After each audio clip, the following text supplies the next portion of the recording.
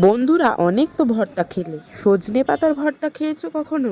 আজকে আপনাদের ডাল দিয়ে সজনে পাতার ভর্তা দেখাবো। খুবই সহজ একটা রেসিপি, আপনারা পুরোটা দেখতে থাকুন। প্রথমে একটা পাত্রে পানি গরম করতে দিতে হবে। পানি একটু ফুটে এলে ওপর থেকে ডাল দিয়ে দিতে হবে। ডালটা আগে থেকে ধুয়ে রাখা হয়েছে।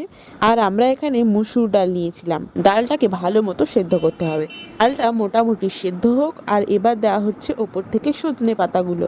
আপনারা নিশ্চয়ই সজনে পাতা আগেই দেখে থাকবেন, আমি কিন্তু এই প্রথমবার দেখলাম। খুবই কিউট ছোট ছোট পাতা, তাই না? এবার ওপর থেকে পরিমাণ মতো হলুদ গুঁড়ো আর পরিমাণ মতো লবণ দিন। এবার ভালো মতো নেড়ে ছেড়ে এটাকে সেদ্ধ হতে দিন।